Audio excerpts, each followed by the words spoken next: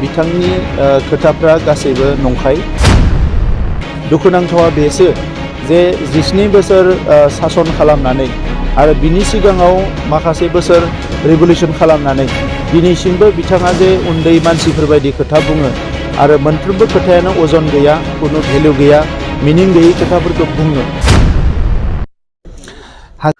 Hello SB ब्लगनि नायगिरि साफ्रोमखौबो आंनि गोसो गोरबोनिफ्राय बरायनाय थाबाय। नैबे हर थबायबो दा आरो हर थनायावहाय भिडिअ बानायब्ला सानैसो बुंग्रा दङ। दा जियानो हक आं बेफोरखौ इगनर खालामबाय। आं बिथांमोनखौ बुंनो लुबैयो नोंथांमोन बायदि बिदि सान हर सम दिहुनलायनायनि गेजेरजों जाखिनि टाइमाव टाइम मोनो नोंथांमोन आपडेट्सखौ होनो नाजायो। दा जियानो हक बुजिग्राया बुजिखासिगोन, बुजिया बेबायदि बुंखासिगोन। आं बेखौ गनायनानै लाबाय।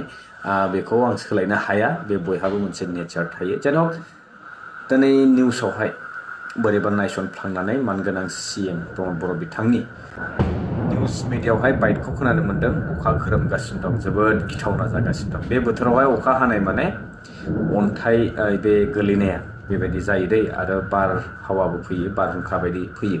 दा जियानो हक गोरलै गथ' बायदि बाथ्रा बुङो होननानै प्रमद बर' बिथाङा बुंदों। सोरखौ?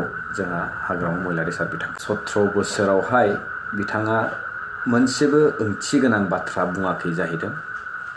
माने गासैखौबो नोजोर होयोब्ला बिथांनि जाखिनि बुंनाय बे मोनसेबो भेलु गैया होननानै बुंदों। ओरैनो बाथ्रा बुङो होनना बुंदों। दा ओरैनो बुङोब्ला दिनै 17 बोसोराव बिथाङा जे खामानि मावबाय, दिनै गोरलै गथ'नि बुंनायजोंनो दिनै बेखिनि खामानिया जाबाय, नङा होमबा? दिनै गोरलैनि बाथ्रा बुंनायजोंनो दिनै BTC एकर्ड जाबोबाय। 3 गोदान जिल्ला बिथाङा बानायबाय बिथांनि दैदेननायावनो। बिथांनि लिडारशिपजोंनो बयबो फल' खालामनानै दिनै मोनसे 6 शेड्युलखौहाय प्रटेक्टेड बिथाङा खालामबोदोंमोन, हानायखिनि नाजादोंमोन। जिहेतु जोङो प्लेन स्ट्राइक, जोङो गोबां नांबोनायनि गेजेरजों जाखिनि हमथानो हायो बेखौ हमथाबाय।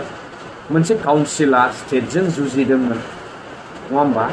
दिनै बाख्नायथावना बाथ्रा जे जोंनि मोनसे ओनसोलावहाय जाय बिथांमोनफ्रा दिनै दावबायफैगासिनो दं, बिथांमोना नुफेराखैमोन, दिनै सानफेराखैमोन दिनै बेबायदि खामानिफोरा जोंनाव जादों।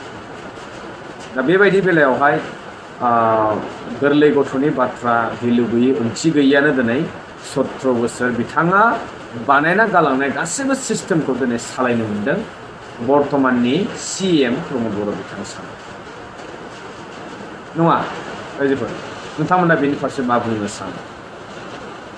खाम्फा बरगयारी आरो चन्दन ब्रह्मनि खोथाखौ आङो रायखांनो लुबैया, थेवब्लाबो बेनि गेजेरावनो मोनसे स्पष्ट खोथा नोंथांमोना शेयार खालामनो लुबैयो। दिनै जुदि खाम्फा बरगयारी सारा कालेक्टिभ डिसिसननि बाथ्रा बुंदोंमोन, जिहेतु आङो खनले बुंगासिनो दं, दिनै मोनसे स्पष्ट खोथा बुंबावनो लुबैदों आङो। दिनै जाय बिथाङा कालेक्टिभ डिसिसननि बाथ्रा बुंदों, बिथाङा गावनि बेक्तिगत बाथ्राखौ सार्थखौ लाखिनो जाहोनाव बिथाङा जे पार्टिखौ नागारबाय, अब्ला बे बहानि कालेक्टिभ डिसिसन जागोन? दिनै बिथाङा कालेक्टिभ डिसिसनजोंहाय सोलिनो थाखाय BPF खौ बोराबदों, अब्ला दिनै बिथाङा कालेक्टिभ डिसिसनखौहाय नोजोर होनानै UPPL पार्टिनि जे कालेक्टिभ डिसिसन बायदि सोलिनो हागोन ना आंहा सन्देह जादों। आरो बेलाफारसेथिं बुंनो थाङोब्ला थांनाय उदालगुरियावहाय CWC नि मोनसे जथुमा जादोंमोन, आरो लोगोसेनो BPF पार्टिनि मोनसे वर्कशप जादोंमोन। बेवहाय स्पष्ट खोथा बुंदोंमोन जे डेपुटि चिफखौहाय एबार उदालगुरि डिस्ट्रिक्टआवहाय हरगोन। दा बे बेलायाव खाम्फा बरगयारी सार बिथाङा स्पष्ट नुहरबाय जे बिथांनि डेपुटि चिफनि जि पजिसन दंमोन बेबो थाहैनाय नंला।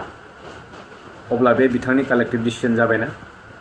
बेलाफारसेथिं आरोबाव बिथांनि जे लुबैनाया बेमोन जे बिथाङा हाग्रामा महिलारि सारा एज अ चिफ जुदि लायोब्ला पार्टिनि प्रेसिडेन्टशिपखौहाय नागारनांगौ बिथांनि मथेब्ला, जायनि जाहोनाव दिनै बे जाफुंसार जायैनि जाहोनाव बिथाङा दिनै पार्टिनिफ्राय दोरदबाय। अब्ला बे कालेक्टिभ डिसिसन नामा? दिनै बयबो लुगैदों पार्टि वार्कार्सफोरखौ ज'है सावरायनायनि गेजेरजों हाग्रामा महिलारि सार बिथांखौहाय पार्टि प्रेसिडेन्टशिपखौहाय बयबो लुगैदों। अब्ला खाम्फा बरगयारी सार बिथांनि बेक्तिगत प्रेसिडेन्टशिपखौ लानो लुबैनाय बेलाफारसेथिं डेपुटि चिफखौहाय पजिसनखौ थाला होनना मोनथिनायनि उनावहाय बिथांनि पार्टि नागारनाया बे स्पष्ट जादों दिनै बिथांनि जे डायलग्सफोर होनाय बेयो गासिबो नंखाय आरो बे मात्र अनलि गावनि निजा पार्सनेल स्वार्थखौ जाफुंसार महर होनो थाखाय बिथाङा जे दिनै खालामगासिनो दङ बे थारैनो जोङो साननो गोनां। स' रायजोनोंथांमोन आं बारा गोलाव बुंनो सानाखै जिहेतु बोथोरा एसे गाज्रिबो हरबो जाबाय आरो नै दावरावबो जाबाय जानांगौ बेनिखायनो नोंथांमोनजोंहाय लोगो मोनसिगोन आरो साननैसो आङो भिडिअ होथ'नो हानाय नङा आं बेखौबो आपडेट्सखौ होलांगोन एसे मोनसे खौरां उसुबिदाबो जागोन आंहा माने आं नोंथांमोननो खोन्थालांगोन उनाव। बे जानाव लोगो मोनसे नेक्स्ट भिडिअ स्टेटमेन्ट बाबा।